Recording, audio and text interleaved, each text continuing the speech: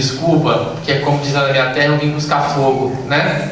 Eu vou sair daqui correndo porque eu trabalho amanhã de manhã, então eu vou falar rapidinho, mas o Eric vai ficar aí com vocês. Qualquer dúvida da minha palestra, vocês podem perguntar para ele, tá? Que ele vai responder. Bom, você falou que eu sou novinho, eu costumo deixar essa barba rala para dar uma disfarçada, mas não costuma funcionar não. Essa cara de novinho, ela sempre desperta essa curiosidade. mas na verdade o que a gente vai trazer, na verdade não é fruto único e exclusivamente do nosso trabalho.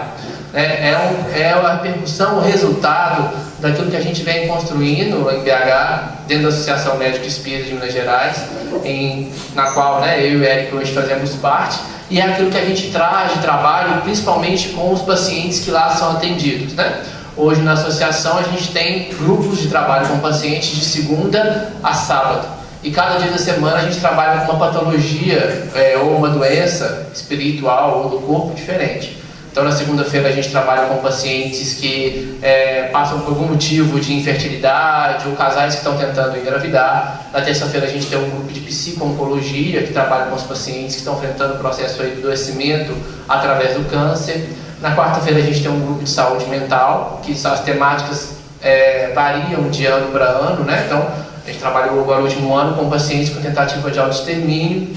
Na quinta-feira é um curso que a gente fala anual. Na sexta-feira um grupo de dependência afetiva, sexual e química, E no sábado um trabalho de desdobramento terapêutico que a gente chama, com algumas patologias específicas, Então todas as abordagens que são feitas dentro desse grupo partem pelos princípios que a gente vai tentar trazer para vocês hoje aqui, essa discussão, e construir junto algo que possa servir não só para a gente atuar fora, mas principalmente para a gente atuar dentro, que é o nosso principal objetivo, Na construção da nossa própria cura, na construção da nossa própria saúde. Então, quando a gente vai falar de cura, e aí o tema geral do nosso seminário é curas da alma, a gente tem que trazer o nosso maior exemplo, o nosso maior referencial, o guia e modelo da humanidade, como está escrito lá no livro dos Espíritos, E por isso a gente vai trazer como referência para nós as curas de Jesus. Em especial uma cura que eu gosto muito e que serve para mim como um roteiro, não só de posturas essenciais, que são convidativas para que a gente adote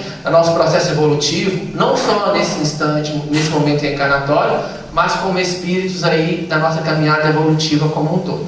Mas para a gente chegar lá, a gente tem que pensar em algumas questões básicas, E é aí que a gente quer começar a conversar com vocês. Então a primeira delas, deixa eu ver se eu consigo marcar aqui, acho que não está funcionando. A gente passa aqui na... Aqui tá passando, mas lá não. Assistência técnica.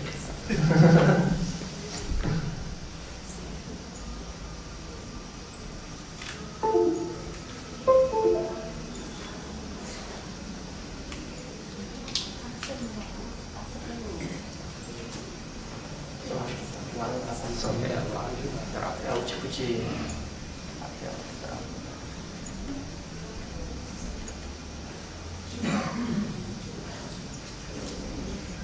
Gente, isso foi proposital para a comida acabar de descer, para a gente acabar de fazer a digestão, para a gente começar a falar. Aí, obrigado. Então, a primeira delas que a gente precisa tentar definir é a questão de matéria e espírito, porque isso vai dizer, da forma muito peculiar, para como nós vamos olhar para a saúde e para como nós vamos olhar para o adoecimento. A partir do ponto que a gente define sobre qual a ótica que a gente está olhando para essa questão, que faz parte de todas as nossas vidas, de todos nós aqui presentes, isso dita para o que eu vou olhar e para o que eu vou me empenhar nessa busca da cura. Então a gente tem que ter em mente, e aí tem uma citação de Emmanuel, que a matéria não organiza, ela é organizada. Então a matéria em si, ela é um objeto inanimado, sem vida. Então ela não dita as normas do funcionamento do nosso corpo. Ela na verdade é uma expressão da nossa individualidade, que tem por base aí a força motriz ao nosso espírito. Então na verdade a dinâmica que a gente tem é o nosso espírito que vai atuar no nosso corpo espiritual ou perispírito, que por sua vez vai agir na nossa matéria, numa ação que é de formação, de comando, Então o espírito manda a ordem para o perispírito, que manda a ordem para o corpo, e o corpo responde a isso na nossa experiência aqui, física ou material.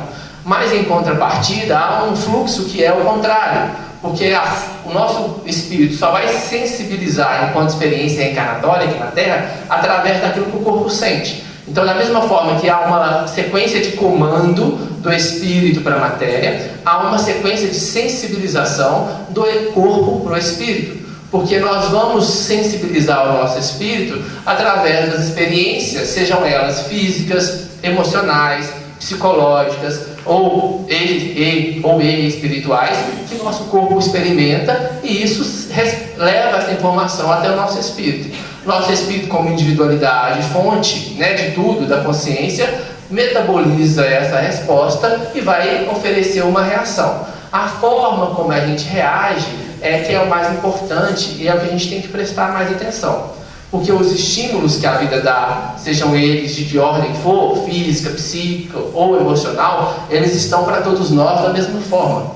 Em nenhum momento a vida vai deixar de nos apresentar desafios, problemas, questões, para que sirvam de gatilhos para que a gente possa crescer e evoluir. O que muda nisso é a forma como a gente experiencia ou vive essas experiências ou essas dificuldades que a vida nos oferece. Tanto é que, dentro de uma mesma experiência, às vezes dolorosa ou de adoecimento, pessoas diferentes vão responder de formas diferentes àquele estímulo. Muito comum da gente observar, por exemplo, dentro dos hospitais. Então, quando a gente está na enfermaria, a gente encontra dentro de uma ala, por exemplo, de cuidados paliativos, em que a gente tem as pessoas já no processo instalado do desencarne, né, do desenlace do corpo material, nós vamos perceber que cada um dos pacientes que a gente conversa e vai ouvir a sua história, entender o seu contexto, vivencia aquela mesma, às vezes a mesma doença, o mesmo tipo de doença, de uma forma diferente, única e exclusiva. Então, se todo mundo está passando pela mesma experiência, as respostas estão sendo diferentes, então não é a experiência que é o que está provocando aquela resposta, e sim como a gente responde, a nossa reação diante disso. Então isso muda toda a nossa visão, porque a carne, ela passa também ao mesmo momento não ser apenas um vaso divino para o crescimento das nossas possibilidades. Então, além de ter essa função em que a gente vem aqui na reencarnação experienciar essas possibilidades de aprendizado para o nosso crescimento, ela também surge como uma espécie, como cita André Luiz, de carvão milagroso que vai absorver, que vai reter ou que vai filtrar, né, os tóxicos e resíduos de sombra que trazemos no nosso corpo substancial. Então, se a gente está olhando pela ótica do espírito imortal, e nele reside toda a matéria ou a substância que vai manifestar no corpo, então o corpo, na verdade, quando ele manifesta algum tipo de doença, algum tipo de dificuldade, na verdade é a expressão ou a filtragem, aquilo que a gente tem de resíduo ainda para se manifestar no nosso corpo como um processo de limpeza do nosso próprio espírito, né? Olha como que isso muda, né, e modifica toda a forma de encarar o processo de adoecimento. Claro que isso não quer dizer que isso não vai ser difícil, que isso não vai ser doloroso, que isso não vai nos trazer dificuldades. Tudo isso vai acontecer. Mas a partir do momento que eu encaro aquele momento de adoecimento que eu estou vivendo, entendendo que na verdade aquilo ali não é um castigo ou uma punição, mas uma oportunidade de eu estar purificando ou limpando o meu espírito através daquela experiência, isso deixa de ser uma punição para ser um ato de misericórdia e de amor de Deus para conosco. Porque talvez sem esse mecanismo não seria possível ou seria mais dificultoso para todos nós fazer esse processo de evolução ou de limpeza do nosso espírito. Na verdade, que não é uma limpeza de somente arrancar, mas um processo de transformação e de modificação daquilo que a gente tem enquanto condutas, pensamentos, posturas e atitudes na nossa vida.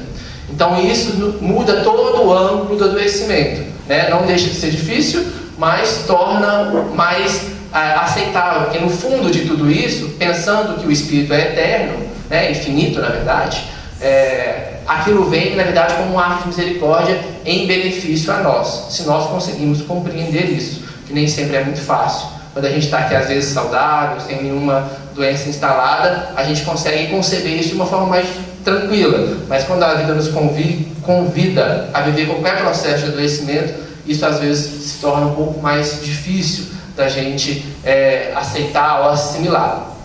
E outra questão importante é justamente essa visão, seja do adoecimento ou das dificuldades que a vida nos oferece, porque a gente começa a também rever alguns conceitos, em principal aqui em relação à lei de causa e efeito. Eu gosto de chamar de lei de causa e efeito porque eu não gosto muito do nome ação e reação. Por que eu não gosto? Porque quando a gente fala de ação e reação, ela remete a uma lei da física.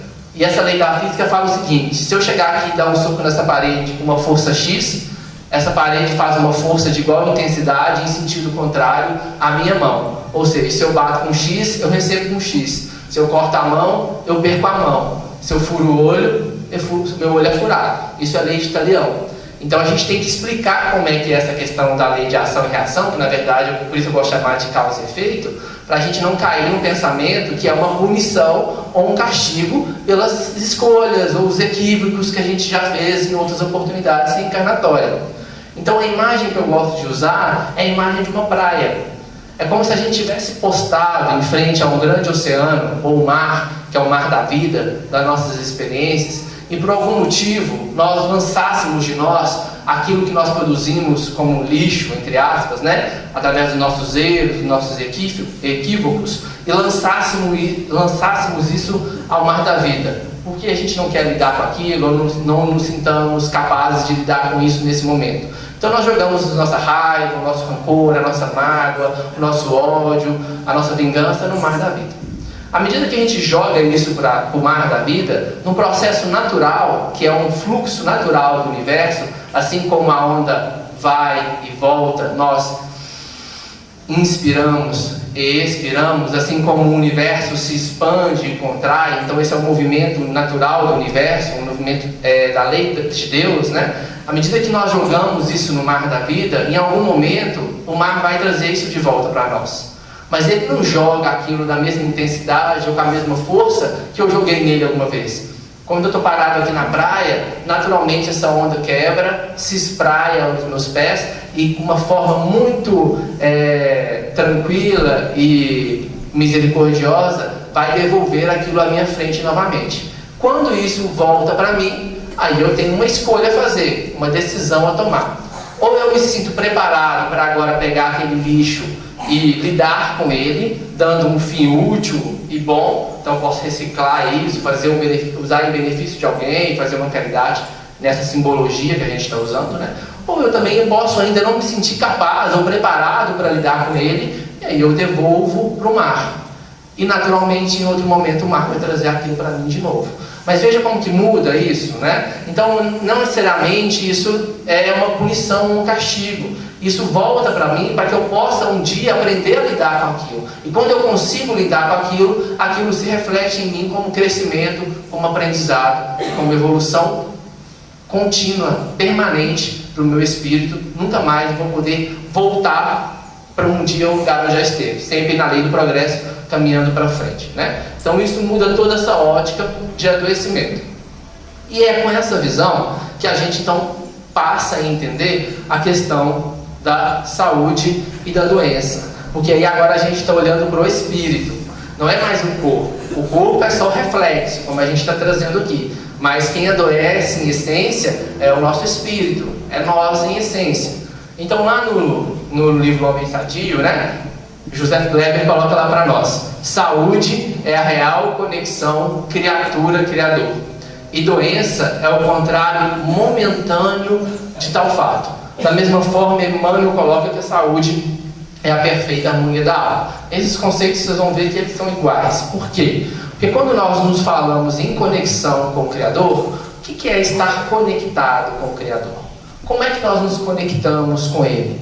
Né? É só através da prece, será? A prece é uma forma em que naquele momento de oração nós elevamos o nosso pensamento e nos conectamos ao Criador. Mas nós estamos buscando a saúde constante, permanente do nosso espírito. Então o que é estar conectado a Ele? O que é estar de acordo com as suas leis? Então desse ponto de vista, nos conectar a Deus, estar junto com Ele, é a todo momento nós agirmos, pensarmos, sentirmos de acordo com as leis que Ele criou. A partir do momento que eu ajo ou tenho as minhas atitudes em sintonia com todas as leis criadas por Ele, eu estou conectado a Ele, porque a minha vontade passa, ou as minhas ações passam a ser o reflexo da vontade do próprio Criador, ou da vontade de Deus. Então nesse sentido, quando Jesus diz lá, por exemplo, eu e o Pai somos um, Ele não está falando que ele e o Senhor ou Deus são a mesma pessoa. Isso só quer dizer o seguinte: tudo que eu faço, penso, sinto, está de acordo com as leis de Deus. Naturalmente, quando eu faço isso, eu faço a vontade do próprio Pai. Por isso eu sou o verbo vivo, porque o verbo é a ação. Então, dessa forma, eu ajo, faço a vontade do meu Pai a todo instante. Então, essa conexão é a gente estar em sintonia ou de acordo com as leis do Criador. E aonde estão escritas as leis do Criador? Quem sabe? Na nossa consciência, como diz o livro dos Espíritos, né? Então, na verdade, o movimento que ele nos pede é para que nós possamos agir de acordo com a nossa consciência. Mas não é aquela consciência que a gente passa para os outros, é aquela que a gente encontra quando a gente põe a cabeça no travesseiro. Essa que é a nossa consciência, que é o nosso contato conosco mesmo, não com a opinião do outro que acha que é certo ou errado. Quando nós nos conectamos a ele dessa forma, nós estamos construindo aí um movimento de saúde, que é um movimento mais amplo, pensando sobre a ótica do espírito. Quando nós nos desconectamos disso, nós em algum momento criamos uma ruptura com o Criador pela não expressão das suas leis. E a vida vai nos convidar a refletir sobre isso, a refazer sobre isso, para que nós possamos nos reconectar às suas leis de uma forma, um outro momento, Então, quando Emmanuel fala de harmonia da alma, para a alma estar harmonizada, ela precisa estar harmonizada com algo. O que é esse algo? São as leis do Criador, são as leis da natureza. Então, quando eu estou harmonizado, com minha alma harmonizada, eu estou conectado às leis e, consequentemente, eu estou em conexão com o Criador. Por isso que os dois conceitos se casam e se complementam, falando justamente desse contato com a vontade superior. Então, saúde é nesse sentido, é esse ponto de vista que a gente vai buscar. Mas aí o que a gente vai tentar responder ao longo da nossa fala é como a gente faz isso, e quais são as posturas que nos levam a esse movimento. Porque, da mesma forma, nós não cremos que a gente vai conseguir fazer isso de hoje para amanhã, e talvez nem dessa encarnação para outra. Nosso espírito está no processo, O que vale é o nosso empenho, nosso esforço contínuo nessa jornada, que é a construção da nossa própria saúde. Então, André Luiz continua nos dizendo, olha lá: as doenças infecciosas surgem como fenômenos secundários sobre as zonas de predisposição enfermiça que formamos em nosso próprio corpo, pelo desequilíbrio de nossas forças mentais, a gerarem rupturas ou soluções de continuidade nos pontos de interação entre o corpo espiritual e o veículo físico, pelas quais se insinua o assalto microbiano a que sejamos mais particularmente inclinados pela natureza de nossas contas kármicas. Então, aqui na verdade o que o André Luiz está fazendo é nos trazer um exemplo. O que ele está falando? Quando por algum motivo nós nos desconectamos com o Criador, ou deixamos nos levar pelas nossas paixões, os nossos vícios morais, é como se a gente criasse um ponto de ruptura entre o nosso corpo espiritual e o nosso corpo físico. É como se naquele local aquilo ficasse mais frágil, onde o espírito perdesse um pouco o controle sobre aquele ponto do nosso corpo, colocando ele mais vulnerável ou mais suscetível a manifestar algum tipo de adoecimento. Aqui um exemplo, as doenças microbianas, mas poderiam ser qualquer uma delas. Então é por isso que às vezes vocês já devem ter reparado, algumas pessoas sentem que o estômago é um órgão mais fraco, outras pessoas sentem que é a cabeça, outras pessoas têm problemas mais de mal-estar relacionado ao fígado, ao rim. Claro que tem as explicações físicas para isso, mas por trás do corpo sempre existe um espírito, E essas predisposições vão causar uma fragilidade naquele local que vai ficar mais predisponente a desenvolver algum tipo de doença. Isso é uma coisa taxativa? Então, se eu fiz algo no passado, aquilo vai ser assim e não tem conserto?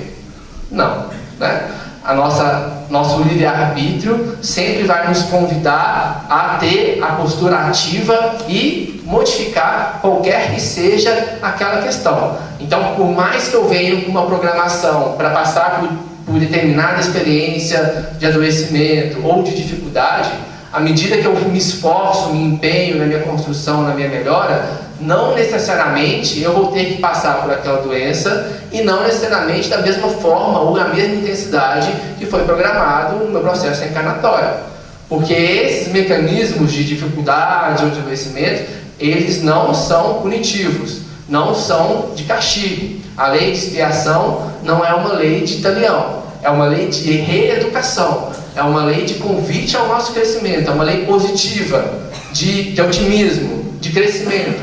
Então, se a partir das minhas experiências eu me empenho nisso, e aquilo que eu precisaria aprender através do sofrimento ou da dor, eu consigo ter esse aprendizado através do meu esforço, do meu empenho, do trabalho da caridade, na minha transformação moral, consequentemente, talvez aquela necessidade daquela prova, daquela expiação, não seja mais de tão igual importância, porque eu já consegui esse aprendizado por outras formas, né? Paulo falava isso: amor sim, sacrifício não, né? Então, na verdade, é isso que ele está falando. Se eu consigo aprender isso pelo amor, se eu consigo aprender isso pelo meu esforço, pelo meu empenho, não necessariamente eu tenho que viver isso de uma forma dolorosa ou de um sacrifício, né? Nesse sentido de sofrimento, tá? Então isso vai depender das nossas escolhas, das nossas posturas, mas sempre é no intuito de educação. Então, e aí surgem, né, algumas perguntas básicas que vão nos moldar nesse sentido. Porque se a gente está olhando pela ótica do espírito, né, algumas perguntinhas que sempre rondaram aí a humanidade, desde que a gente começou a habitar o nosso planeta, nos surgem como delineadores dessa procura, dessa busca, né? A primeira lá, quem sou eu? Né? Que é o que a gente está tentando responder. Então, quando eu estou olhando para o meu adoecimento, para a minha busca, quem sou eu nesse momento? Quais são as minhas fragilidades? Quais são as minhas potencialidades? O que eu tenho de bom? O que eu tenho de melhorar? Né? O que eu preciso transformar dentro de mim? Será que eu sou só um corpo? Será que eu sou só um espírito? Como que isso se dá? Né? A gente ter esse entendimento é fundamental para a gente poder construir a nossa saúde real, que é o que a gente está propondo, né? Olhar para nós dessa forma e começar a nos interrogar, nos dar essa oportunidade de nos questionar: quem sou eu? O que eu gosto, o que eu não gosto, como eu reajo a determinados estímulos, quando a pessoa fala uma coisa que eu não gosto, ou faz uma coisa que eu não quero, qual que é a minha resposta? Será que eu posso mudar isso? Se a gente não se questiona, ou a gente não se dá essa oportunidade de começar a refletir sobre isso, a gente engrena no mecanismo automático e a vida passa e a gente vai como se fosse a música do Zeca Pagodinho, né? Deixa a vida se levar e vai deixando a vida se levar até que a gente tem que voltar e deixar a vida levar de novo até um dia a gente aprender, né? Tem problema nisso? Não tem, é escolha de cada um, né? O que vai acontecer é que vai demorar um pouco mais do que precisaria, mas todos nós vamos chegar lá, né? Nosso destino aí é a perfectividade, né? A perfectude. Outra pergunta: de onde eu vim, né? Onde começou essa jornada toda, né? De onde que eu comecei a minha caminhada?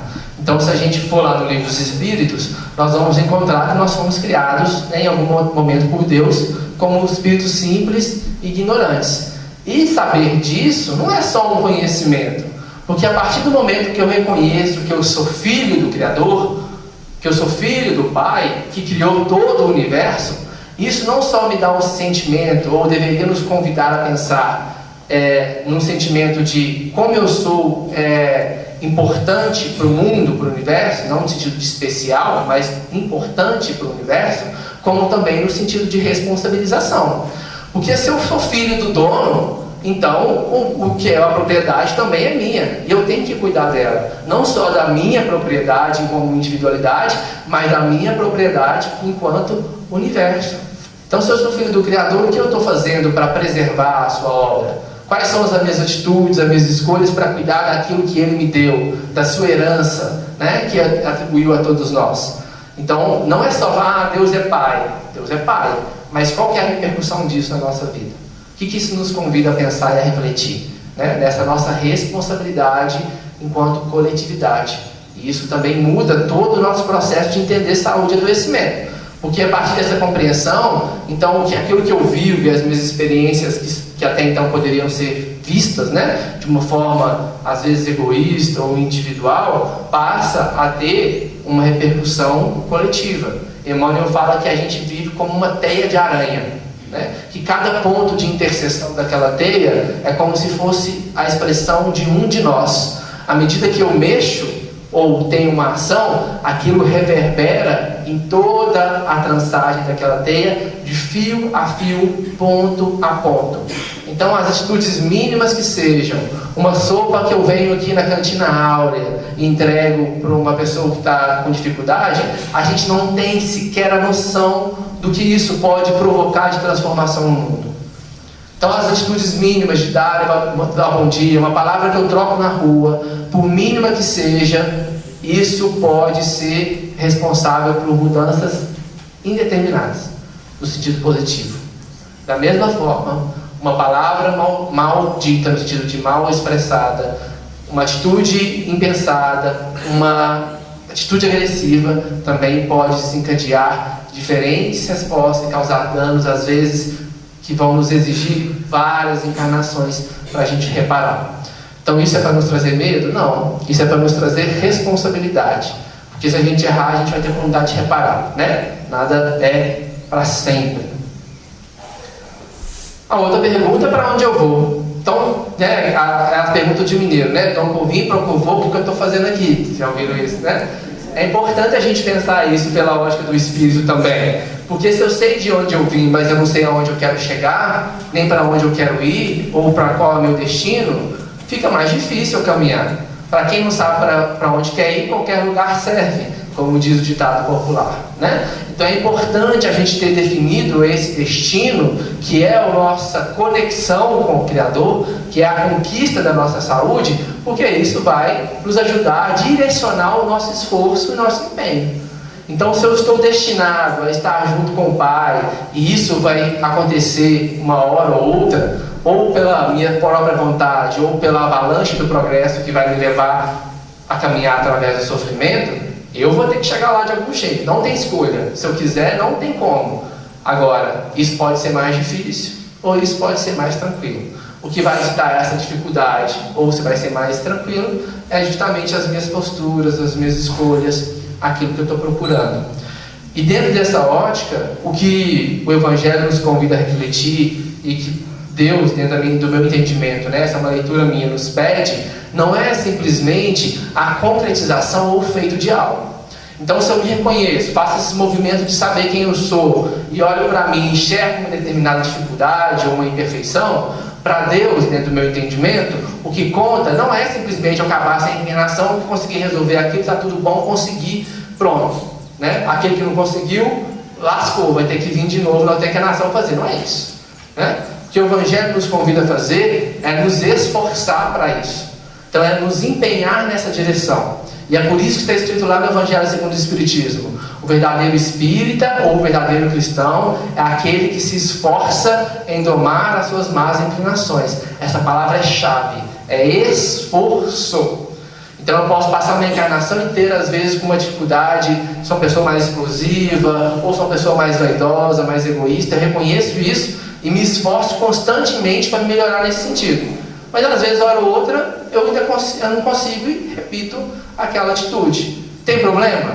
Não tem. Se eu estou me esforçando e fazendo o meu melhor para isso, para crescer, é isso que Deus quer de mim. Se isso vai ser agora ou vai ser na próxima, a partir do momento que eu me empenho nisso e me coloco à disposição, tudo fica mais fácil, né? Faça a sua parte e o céu te ajudará. Não é isso que está escrito nas leituras? Então é justamente isso que Ele nos pede, para nós façamos a nossa parte, nos empenhamos no sentido do nosso crescimento e da nossa própria melhoria.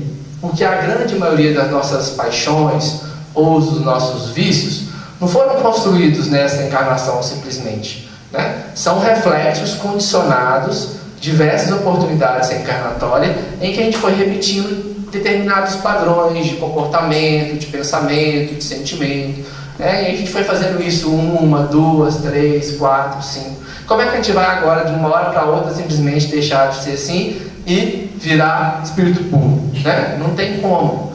O que acontece, na verdade, é que isso funciona como um exemplo que eu gosto é da costureira, né?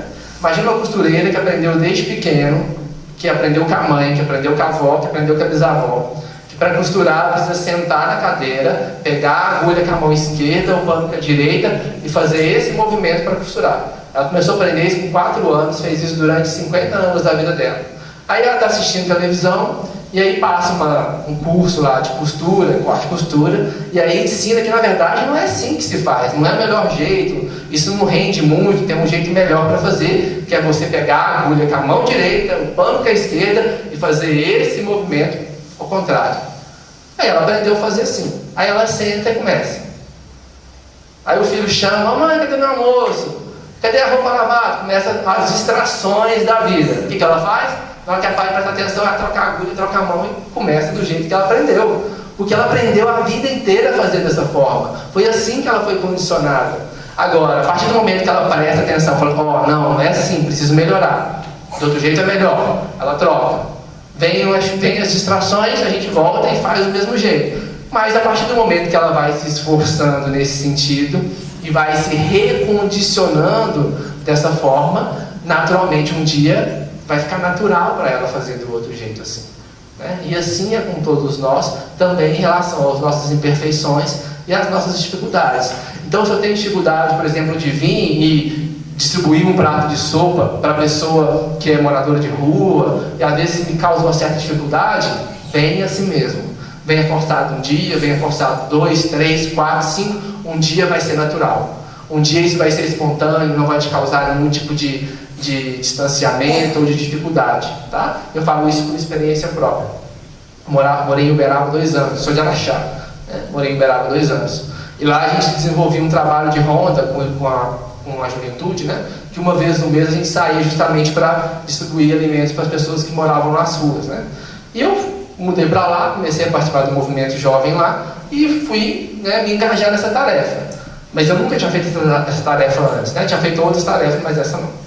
E aí, à medida que eu fui a primeira vez, um dos meninos da mocidade, que era o coordenador, que tomava frente, quando a gente chegou no primeiro lugar do morador de rua, ele chegou, os pacientes, os moradores de rua levantaram, eu fui abraçando, beijando, estou assim: nossa senhora, onde eu vou correr agora, né? Não conseguia, aquilo para mim era difícil, seja pelo meu preconceito, pela minha imperfeição, por qualquer coisa que eu tinha naquele momento, naquela situação, era difícil para mim. E me causava uma sensação muito ruim, porque eu ficava: gente, mas eu aprendi que tenho que fazer caridade, né? Eu tenho que fazer, né? E ficava me martirizando até certo ponto, porque eu não conseguia fazer aquilo. Aí ir para casa, estudar, pensar: não, mas eu vou, semana que vem vai ser diferente. Fui 1, fui 2, fui 3, fui 4. Um dia foi natural para mim, né? E eu passei também a abraçar aquelas pessoas, até o contato físico com elas, sem que isso trouxesse nenhuma ojeriza ou afastamento daquela condição. Pelo contrário, isso hoje é uma coisa muito importante, porque foi uma conquista. Mas isso não é algo do dia para a noite, nem da hora para outra. Mas vai nos pedir empenho e esforço para que a gente possa conquistar, né? E a outra perguntinha, né, é o que eu estou fazendo aqui, né? Que também é uma pergunta importante. Então, qual que é a minha finalidade durante esse processo e essa experiência? Para que eu vim aqui nessa encarnação? Se a gente não se questiona sobre as 3 anteriores, fica difícil a gente responder a 4ª, né, e entender qual que é o meu objetivo fim. Porque o meu objetivo é diferente de cada um de vocês. E o objetivo de cada um de vocês é diferente dos outros todos que estão aqui. Porque para cada um existe um aprendizado, uma conquista, uma transformação necessária. Então, se para mim o objetivo é trabalhar dentro da causa médico-espírita, isso não é nem mais nem menos importante que o objetivo, como é que chama aquela moça que faz comida lá embaixo? Da Dona Maria, que faz a comida para todo mundo que vem aqui tomar sopa. Nem para o seu João, que às vezes recebe as pessoas ali na porta, ou para a pessoa que limpa o passeio. Isso depende de cada um, não é o que se faz, nem o tamanho do que se faz, mas é a qualidade com que se faz e a entrega com que se doa daquela tarefa de servir ao outro, independente daquilo que eu faça. Porque eu posso ter uma tarefa grandiosa, ou dentro da minha área, ser um médico que quer ajudar o mundo, e fazer disso de uma forma muito distante, cru, impessoal. E isso às vezes vai trazer mais prejuízo e dificuldade do que ganho para aquelas pessoas. Do mesmo ponto que eu posso ser um faxineiro ou um lixeiro que passa na rua todos os dias com um sorriso no rosto e cumprimenta as pessoas, e aquele sorriso, aquele bom dia é o diferencial, um gatilho de mudança para aquela pessoa às vezes que saiu de casa um dia triste, de dificuldade, vai saber se lá com intenções de dar fim à própria vida, porque isso acontece. E a gente tem relatos disso, de pessoas que falam, não, foi por causa daquela pessoa, daquele bom dia, que eu consegui rever essa atitude. Então não é o que a gente faz, não é a grandiosidade do que se faz, mas o que se faz com a qualidade do que se faz. Quando a gente se entrega e se empenha em fazer aquilo com o coração, está tudo certo, por mínimo que seja aquilo. Então, essas perguntinhas elas são essenciais para a gente poder caminhar.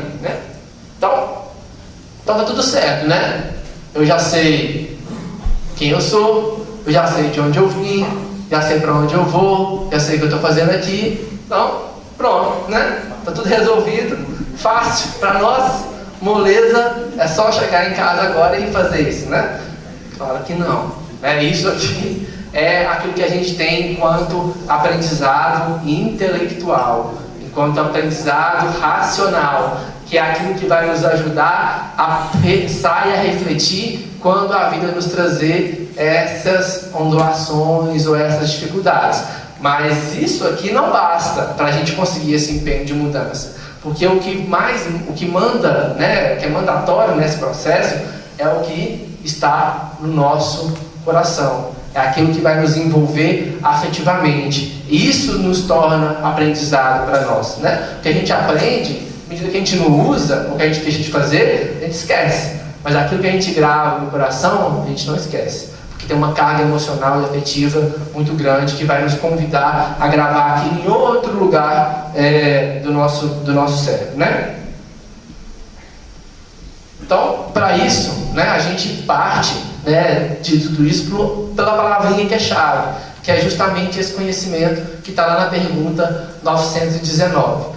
Um sábio da antiguidade vos disse: conhece-te a ti mesmo.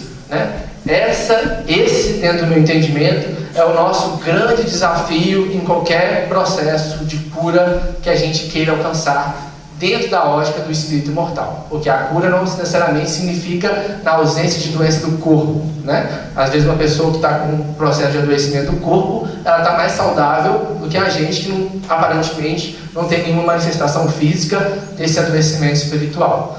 Mas para esse processo, essa palavrinha é fundamental, conhecer a nossa sombra, as nossas dificuldades, isso que a gente está conversando aqui, e tentando construir com vocês. E a forma de se fazer isso, ela ocupa 3 instâncias.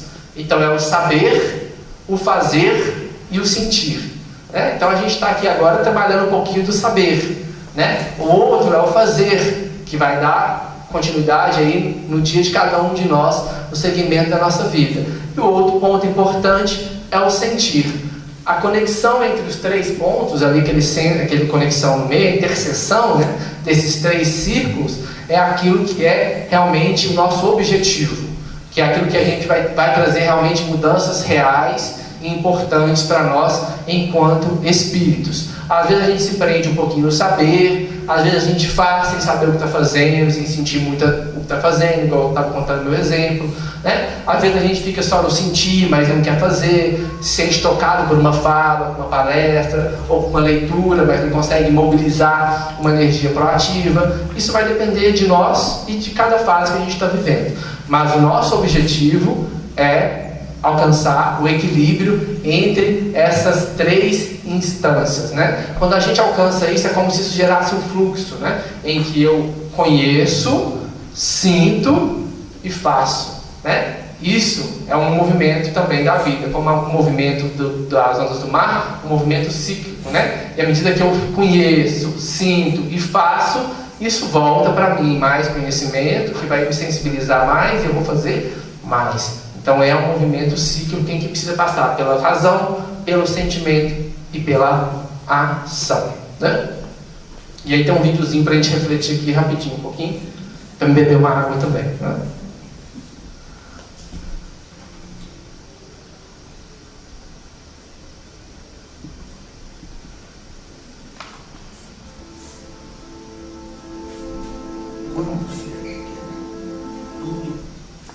Ajuda técnica, gente.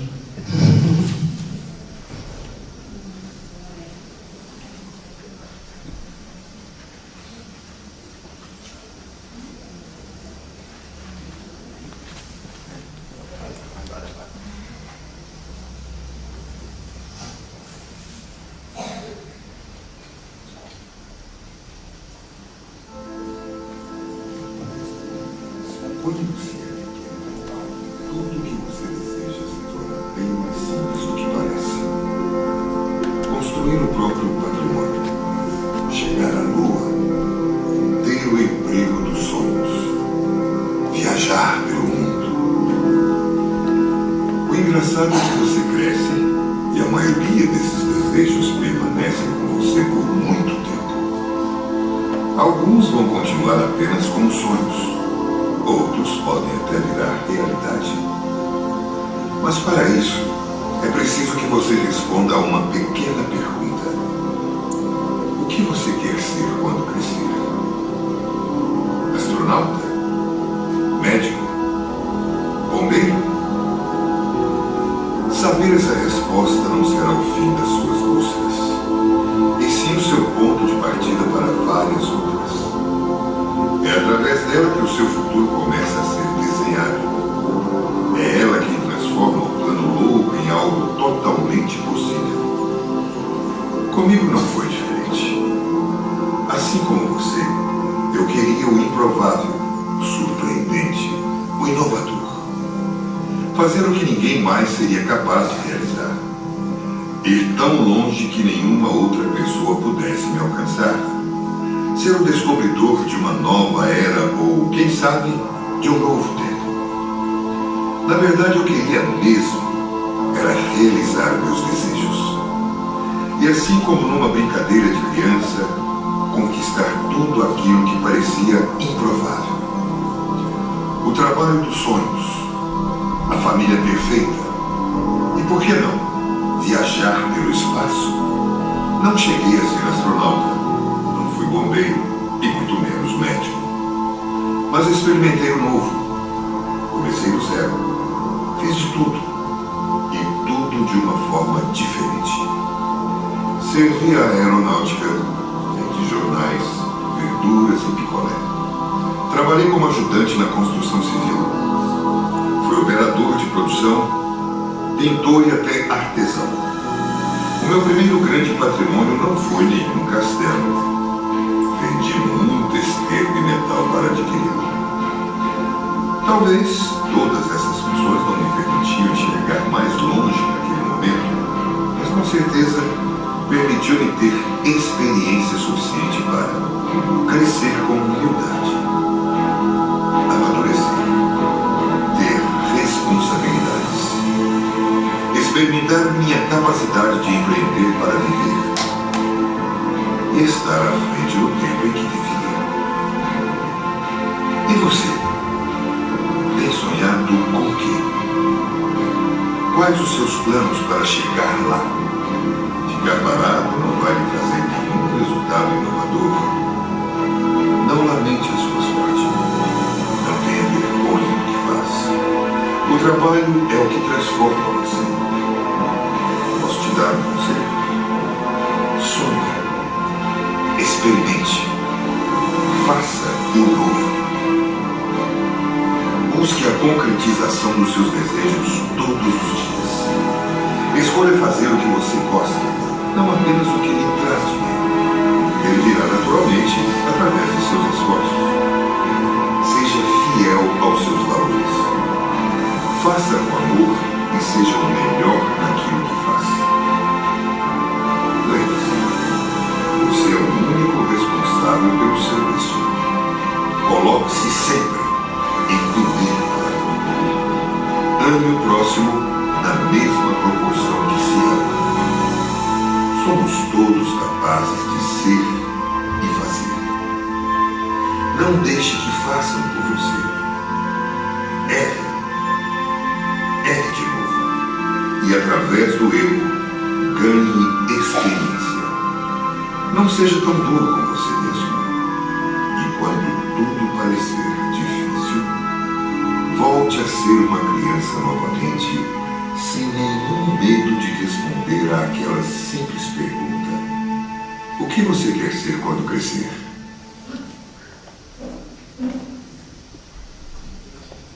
Então, eu gosto muito desse vídeo porque ele nos faz refletir justamente isso, né? Não só a gente pensar enquanto crianças físicas, né? Mas principalmente enquanto crianças espirituais.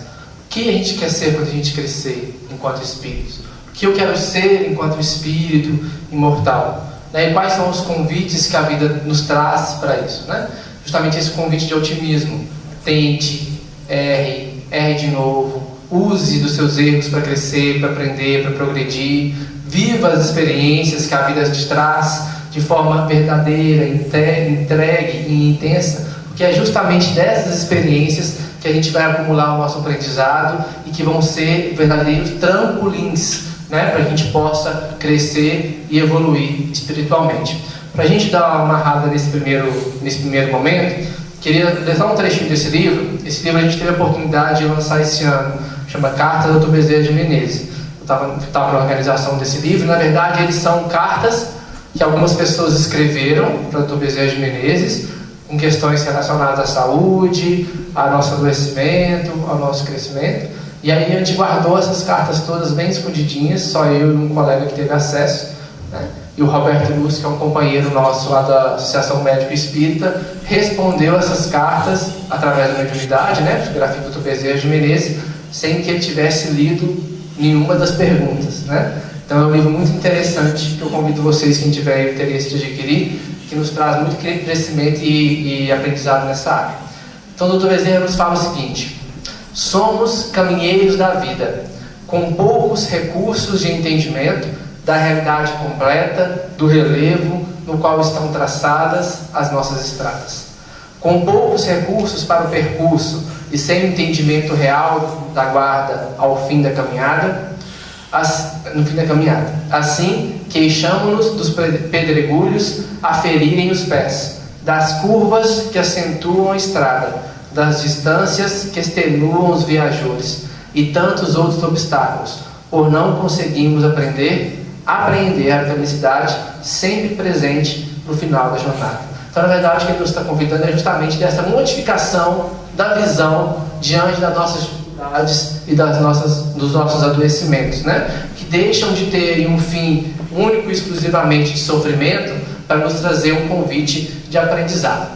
Entendido tudo isso, então, vamos voltar ao início da nossa fala, né? Aquele que é o nosso guia e o nosso modelo. E aí a gente vai trabalhar realmente com os ensinamentos de Jesus, que através das suas parábolas não só nos trazia uma história que às vezes é muito bonita, mas tem por trás ali um fundo pedagógico, né, e de convite a posturas, que é justamente o convite aí da nossa caminhada evolutiva. E para a gente trabalhar a questão do adoecimento, eu gosto sempre de trabalhar com essa passagem, né, do Evangelho de Marcos, que fala sobre a questão do cego de Jericó. Aqui está a passagem inteira, mas eu vou esmiuçar ela na nossa fala, para a gente tentar extrair aí, captar esses convites ou essas posturas que são bem interessantes aí nessa passagem, tá?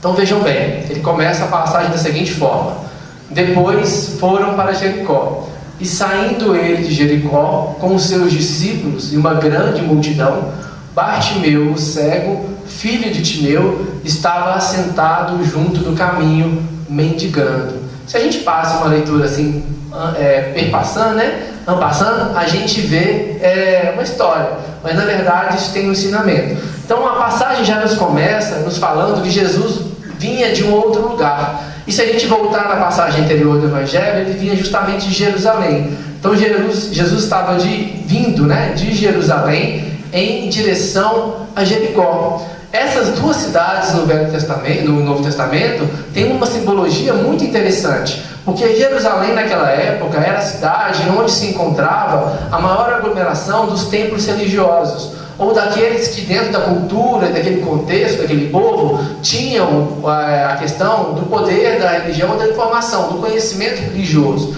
né? Então era a cidade onde a cidade era voltada para as coisas espirituais, independente da forma como isso era feito, mas tinha esse objetivo.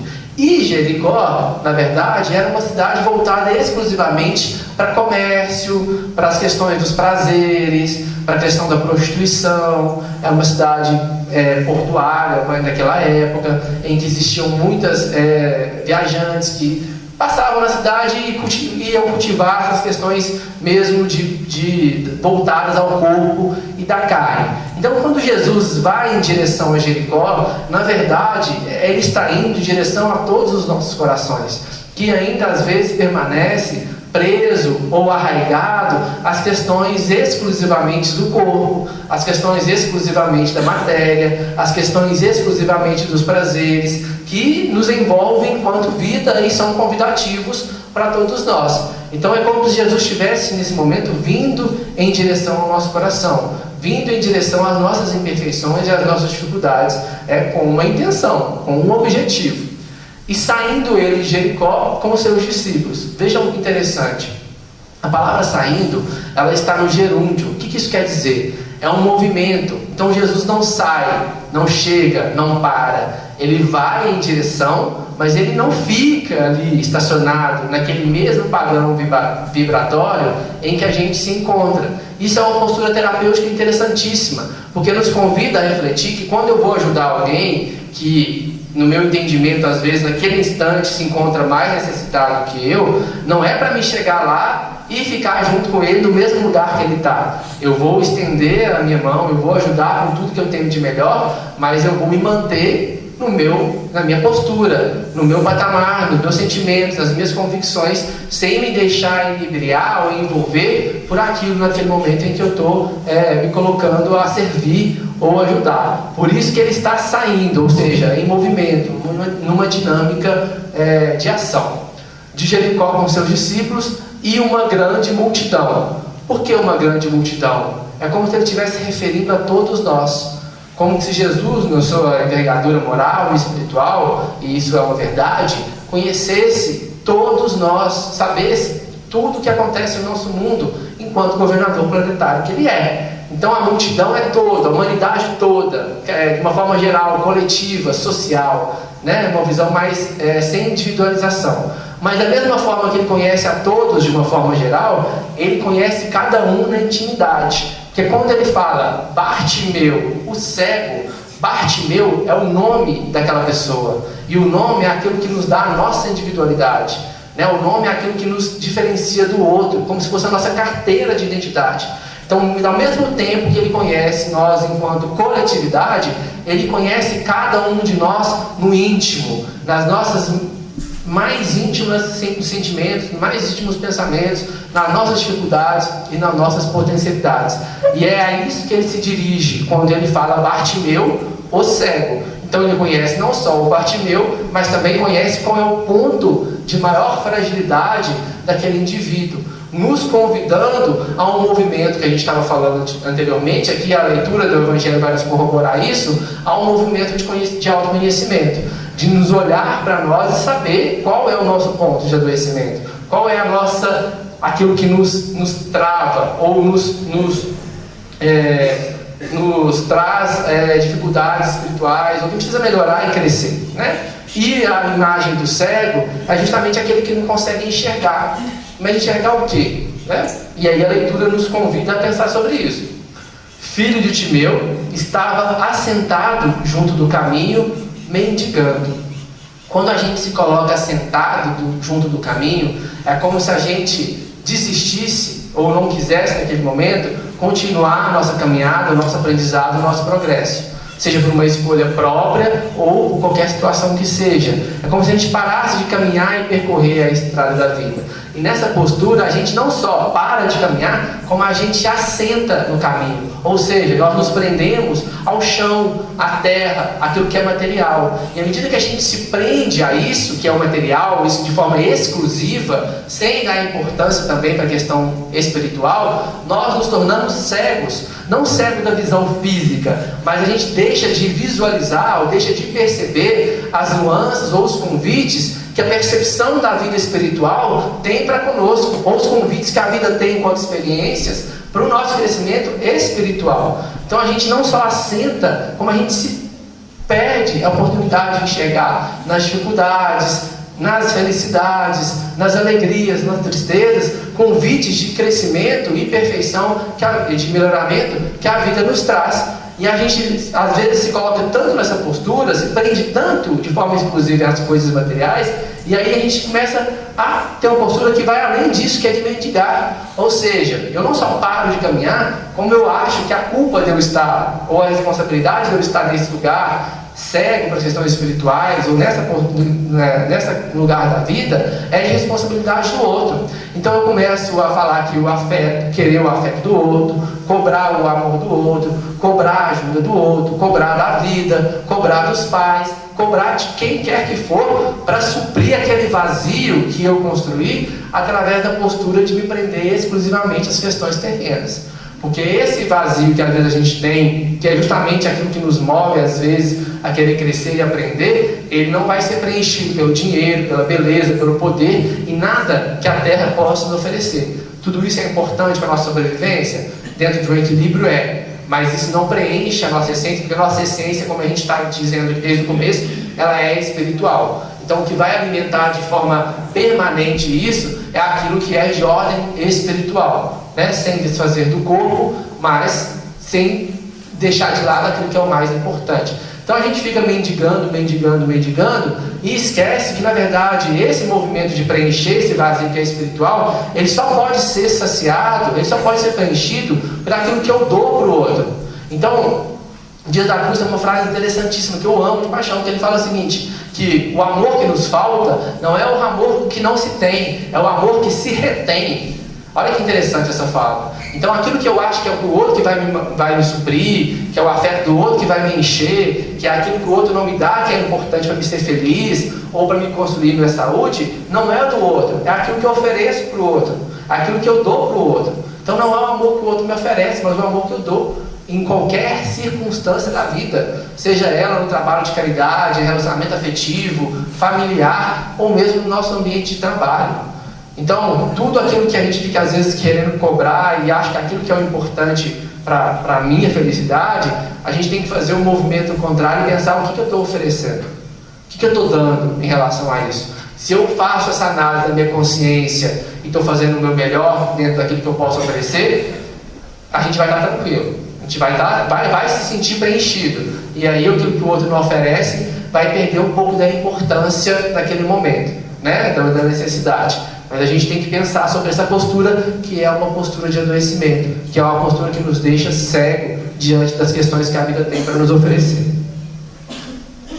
E, ouvindo que era Jesus de Nazaré, começou a clamar e a dizer: Jesus, filho de Davi, tenha misericórdia de mim. Olha que interessante essa palavra, ouvindo, né? Se a gente passa assim, parece que não tem sentido nenhum.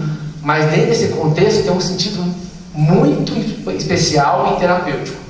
Porque o nosso paciente aqui em questão, nesse caso clínico, né, trazido por Jesus, ele é um paciente que se encontra cego.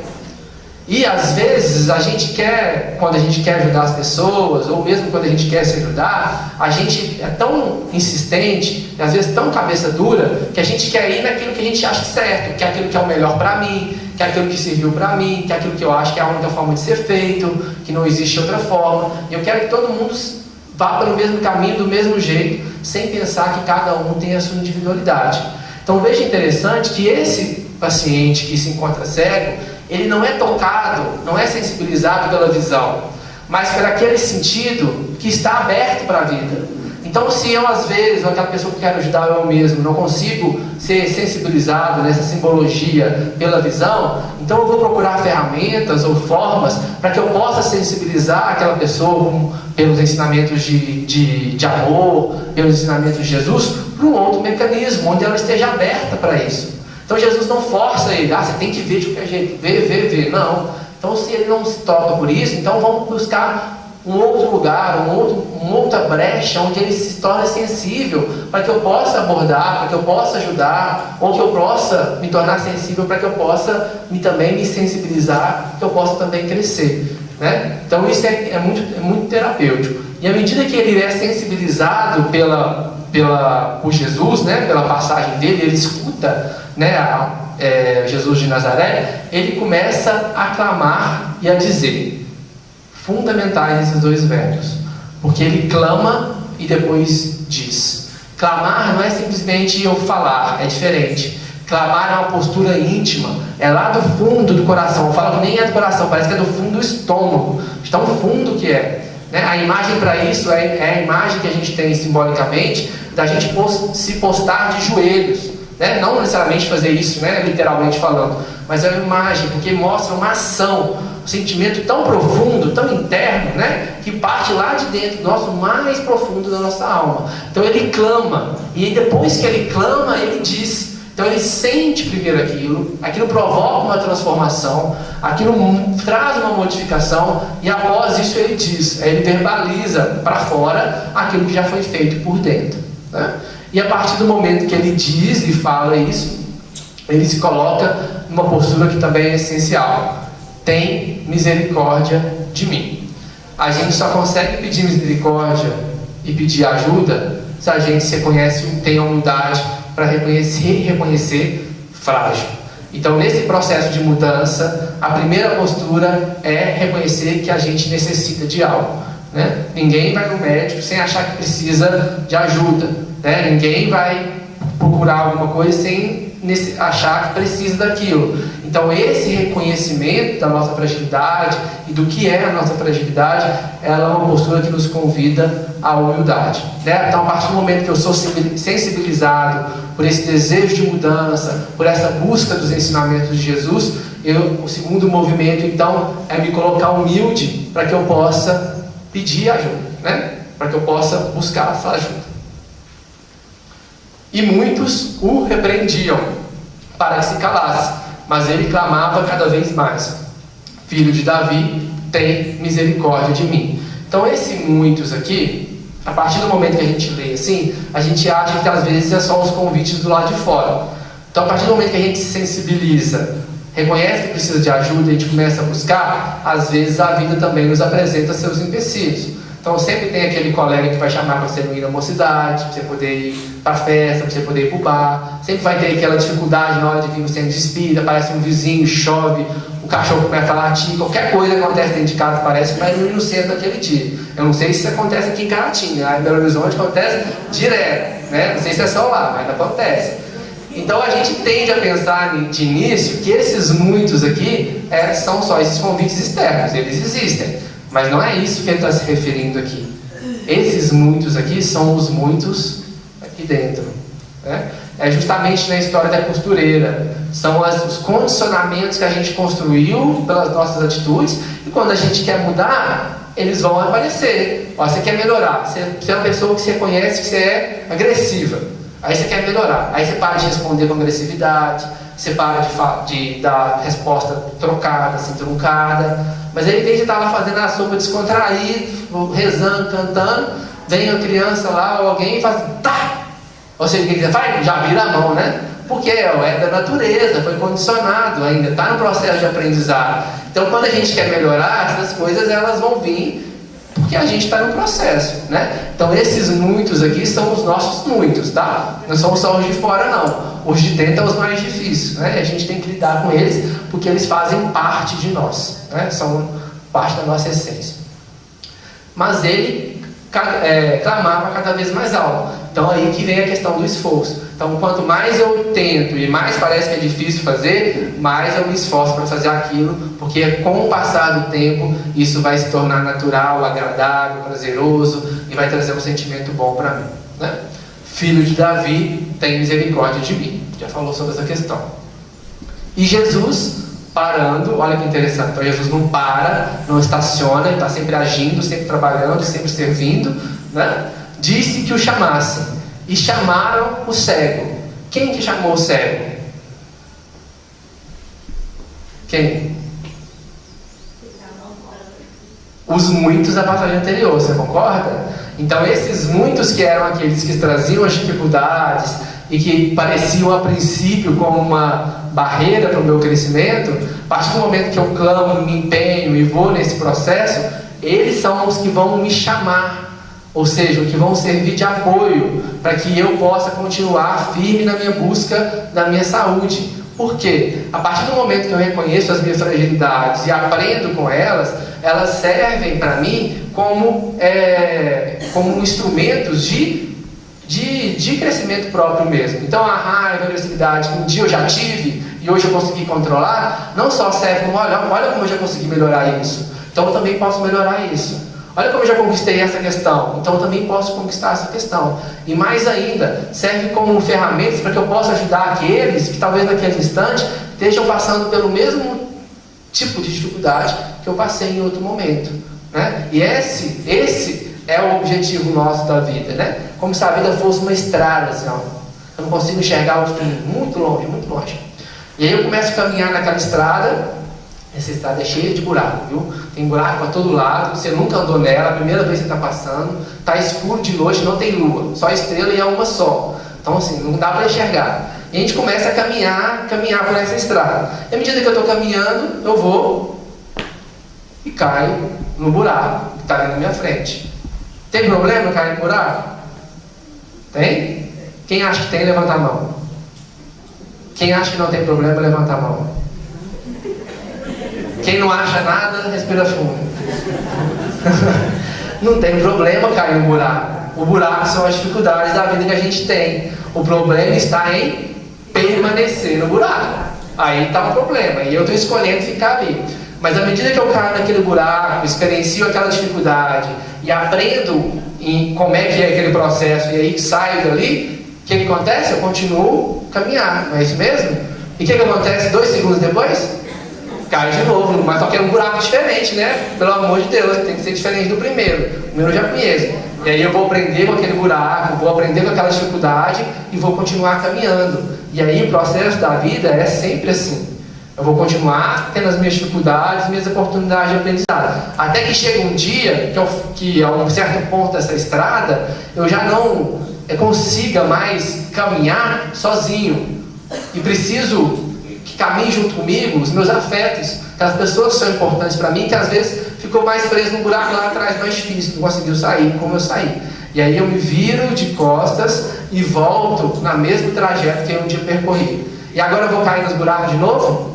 Não, porque agora eu já sei cada um deles, eu caí lá dentro, né? Se eu cair de novo aí, é ignorância mesmo, vontade de ficar lá. Mas não necessariamente, porque eu já sei onde está cada um deles. Posso fechar o olho e ir de olho fechado. É igual quando a gente acorda no escuro em casa. Você pode não ter luz nenhuma, você sabe onde está cada bola, você chega na cozinha, bebe água e volta para a cama. Se for uma venda, não muda nada. Agora vai dormir numa casa diferente, você vê que você nunca dormiu. Você anda assim, né, de noite, até chegar na cozinha e olha lá com medo, né? A vida é assim também. Então, à medida que a gente vira e volta, a gente não só conhece onde está um dos desafios, mas como a gente já passou por eles e conquistou essa experiência, a gente ainda tem ferramenta para ajudar aquelas pessoas que estão vivendo aquilo ali. E aí a nossa postura já não é mais só de sair do buraco, é de lançar a mão e a corda para ajudar aquelas pessoas que estão lá e às vezes mais com dificuldades. E esses buracos são justamente essas dificuldades que a gente tem aqui dentro. E eles são importantes. Então as nossas sombras, como diz Jung, né, na simbologia da psicologia analítica, elas fazem parte de nós. Quanto mais eu rejeito ela e luto contra ela, mais ela cresce, como o estado indígena dos lobos. Todos nós temos 2 lobos dentro de nós, o lobo bom e o lobo mau, que se encontram em guerra constantemente durante toda a nossa existência. Quem que vence a guerra? Aquele que eu der comida para ele, né? Então o lobo mau sempre vai existir lá. O que a gente tem que fazer é alimentar o nosso lobo bom, né? E chamando, dizendo, tenha bom ânimo, levanta-te que ele te chama. Então as nossas próprias dificuldades vão servir de chamamento para que nós possamos continuar aí em busca dos ensinamentos de Jesus. E ele, lançando de si sua capa, levantou-se. Então olha que interessante, ele se levanta e tira de si a capa. O que é a capa? Tudo aquilo que nos esconde, tudo aquilo que nos camufla, né, que nos tampa da vida, que impede que eu me manifeste para o outro como aquilo que eu sou, aquilo que me traz um sentimento que a gente pode ler como uma certa hipocrisia, né? Porque eu tenho dificuldade de falar para o outro que eu tenho vaidade, ou que eu estou lutando para melhorar isso, né? Ou que eu tenho que falar para o outro que eu tenho certa dificuldade, por exemplo, como eu tinha de abraçar uma pessoa na rua, mas eu falava, eu tenho dificuldade, mas eu vou conseguir, eu estou aqui para isso, né? Então a gente se limpa dessas máscaras, né, dessa capa, para a gente se expressar na vida qual a gente como ou tal qual a gente é, com as nossas possibilidades e com as nossas imperfeições. Então ele não só ele se tira dessa capa que o esconde, que o priva, mas ele também faz um movimento muito importante que é se levantar. Nesse movimento ele já se desprende das questões materiais. O pé continua lá, que a gente está aqui na vida material. A gente não pode se descolar o pé, aí a gente está partindo antes da hora, né? Então o pé tem que continuar firme aqui, vivendo tudo aquilo que o corpo necessita e as obrigações que a vida material nos pede. Mas eu levanto, e à medida que eu levanto, se eu estou aqui agachado, por exemplo, ó, só enxergo as 3 aqui na frente. Mas à medida que eu levanto, a minha visão da vida se amplia. Aquilo que eu percebi até então se modifica. E coisas que até então eu não conseguia enxergar, eu passo agora a visualizar diante da vida, diante desse convite. Né? Então ele tem esse movimento de se levantar. E foi ter com Jesus. Né? E Jesus falando, mais uma vez no gerúndio, disse: que queres que te faça? Aí a gente pergunta: será que Jesus não sabia o que ele queria? Sabia, né? Jesus é o governador espiritual do nosso planeta, ele sabe tudo o que está acontecendo, conhece nós pelo nome e pela nossa coletividade. Então, claro que Jesus sabia, mas a postura terapêutica de Jesus não é ele que tem que saber, somos nós que temos que reconhecer. Então, quando ele pergunta isso ao Bartimeu, ele podia pedir qualquer coisa. Então, o que quer que eu te faça? Eu quero um pote de ouro, eu quero uma casa nova, eu quero um carro novo, eu quero qualquer coisa, ele podia pedir. Mas ele não pede qualquer coisa, né? Ele pede aquilo que é essencial, aquilo que está relacionado ao Espírito e aquilo que é permanente para ele, né? Então ele vira para Jesus e pede que eu tenha vista, que eu possa enxergar a vida pela ótica do Espírito imortal, que eu possa reconhecer nas dificuldades oportunidades de crescimento e saiba crescer com elas, saiba aprender com elas, para que eu possa continuar a minha caminhada e não mais ficar aqui parado na estrada, exigindo que os outros me deem aquilo que eu preciso conquistar com as minhas próprias ações, com as minhas próprias atitudes. Então que eu possa enxergar a vida dessa forma mais ampla. E Jesus disse: vai, a tua fé te salvou. E logo viu e seguiu a Jesus pelo caminho. Então, a partir do momento que eu reconheço a minha necessidade, me coloco nessa procura, nessa busca, eu vou ser atendido por Jesus ou por Deus, com certeza. Tudo que é bom e belo do universo, Deus já criou, continua criando e vai continuar criando durante a eternidade. O nosso movimento é de nos abrir para que a gente possa captar isso ou receber isso, porque quem se fecha para isso somos nós, porque Deus é Pai. Como Pai, Ele já oferece tudo que a gente precisa e está aí espalhado para a gente poder trazer. Mas é necessário um movimento que parta do nosso coração, né? Que parta da nossa intimidade. Lá te repetiu. Então, na verdade, na essência, o que essa postura nos convida é olhar para nós mesmos, reconhecer as nossas fragilidades, fazer esse movimento íntimo de transformação, sermos proativos nessa busca, né, para que o resto possa ser feito por aqueles que nos acompanham e zelam pela nossa evolução, pelo nosso crescimento. E tudo isso tem por base a lei do amor, né? O bem constante gera o bem constante. E mantida a nossa movimentação infatigada no bem, todo o mal por nós amontoados se atenua gradativamente. Misericórdia quero, né? Sacrifício não. É isso que está dizendo aqui. Sem necessidade expressa de recorrermos ao concurso da enfermidade para eliminar os requisitos de trevas que eventualmente nos incorporem ainda ao fundo mental. Aqui só trazendo alguém, né, com propriedade para falar que a gente tinha conversado. À medida que a gente se empenha pelo amor, né, pelo nosso movimento no bem, seja ele ainda da forma que nós gostaríamos ou ainda sendo um esforço que a gente tem que fazer, naturalmente isso atenua gradativamente as nossas dificuldades ou o que a gente tem que passar, sem às vezes a necessidade expressa da gente recorrer à enfermidade ou uma dificuldade específica da vida para que a gente possa compreender ou aprender, trazer para nós aquele aprendizado que a gente precisa construir, né? Amparo aos outros cria amparo a nós próprios, motivo porque os princípios de Jesus, desterrando de nós animalidade e orgulho, vaidade e cobiça, crueldade e avareza, e nos convidando à simplicidade e à humildade, à fraternidade sem limites e ao perdão incondicional, estabelecem, quando observados, a imunologia perfeita na nossa vida interior. Então, se nós quisermos tomar um antibiótico forte para o nosso espírito, se a gente quiser fazer o nosso sistema imune espiritual ficar, como diz lá na minha terra, né, porreta, bom pra caramba, a gente tem que cultivar essas palavrinhas aqui, né? Simplicidade, humildade, fraternidade, perdão incondicional. Com isso, à medida que a gente se esforça, a gente não precisa ser perfeito nisso não, tá? Se esforçar na aquisição, no trabalho dessas questões, a gente está trazendo a proteção, a imunologia para o nosso espírito, né? Que é aí o nosso foco, né? Principal aqui. Então, finalizando, essa cura integral, essa busca, ela se dá por esse caminho: enxergar, caminhar, interagir e integrar, individualizar e finalmente servir. Então, enxergar a vida pela ótica espiritual, se abrir para isso, caminhar pela vida dentro dessa ótica, buscando trazer das dificuldades, do sofrimento, o nosso crescimento, né? Interagir, porque somos seres sociais nessa visão, entendendo a minha corresponsabilidade com os outros, né? E me integrar nesse movimento com as outras pessoas para a gente poder construir cada vez mais e melhor, né? Me individualizar no sentido de trazer esse movimento de autoconhecimento para que eu continue enxergando as minhas potencialidades e as minhas dificuldades, né? Entendendo esses muitos aí que sempre vão estar conosco na nossa caminhada, para finalmente poder servir de uma forma integral. Claro que eu não vou esperar tudo isso para começar a servir. É servindo que eu vou construindo isso. É fazendo que eu vou aprendendo isso, né? Eis a síntese luminosa da proposta de cura da alma expressa no Evangelho.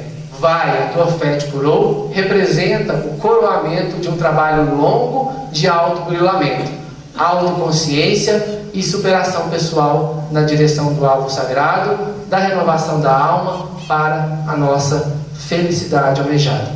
Então, que nós possamos nos esforçar. Essa é a palavrinha que eu queria deixar, porque essas posturas, elas são construídas.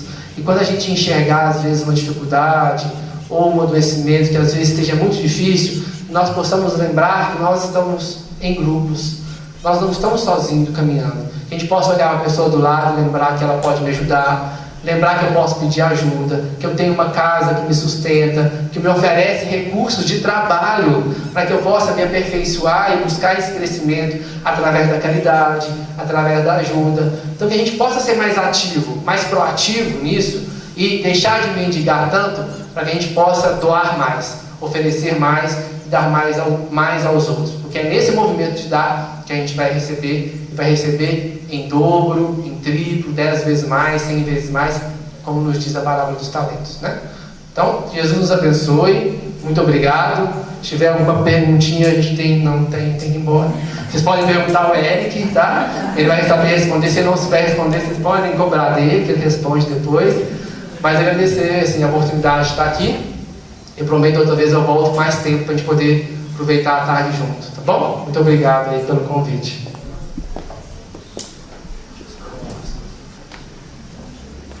Deixa eu só aproveitar antes de eu ir embora. Propaganda, né, que tem que fazer. Senão o Andrei lá puxou a orelha da gente depois quando chegar lá. Então, esse é o livro que eu falei, né? Você tem um exemplo que é o Carmo do Bezerra de Menezes. É um livro ficou muito bonito.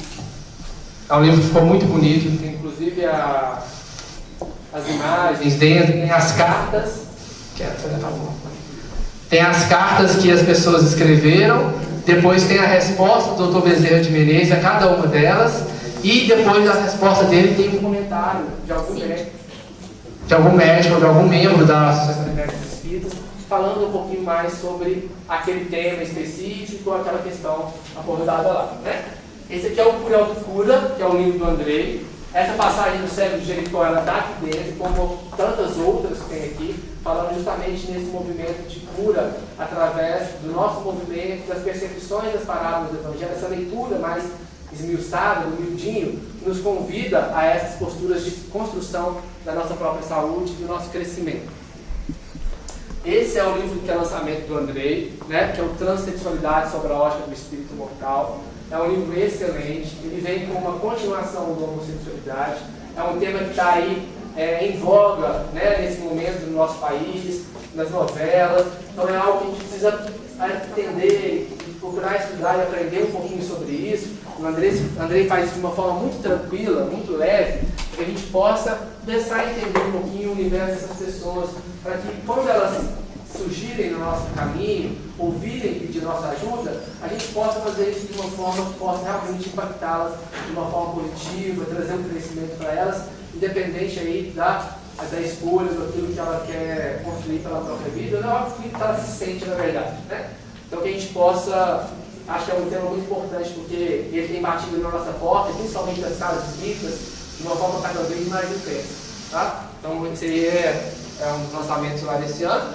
E esse aqui é o outro lançamento, que é um livro maravilhoso, chama Gestação, né? Ele aborda toda a questão da mulher, toda a questão da gravidez, a questão das emoções, as repercussões disso no feto, o processo da autogênese, né, que a gente chama, que é o desenvolvimento do feto aí dentro do embrião, da barriga da mulher, e como que as questões do casal, da mulher, tudo isso tem influência no psiquismo do feto, como que desde pequenininho a gente já tem experimentos mostrando que o feto já expressa emoção, como que ele expressa sentimentos, como ele reage aos estímulos que são feitos, né? É um livro muito importante também, porque ele vem trazer para nós uma base muito forte para a gente ter alguns argumentos, né, importantes quando a gente vai falar de aborto, né, quando a gente vai falar de alguns temas polêmicos, também surgem aí no nosso dia a dia, tá? Uma leitura muito tranquila. Quem escreve é a Cristiane.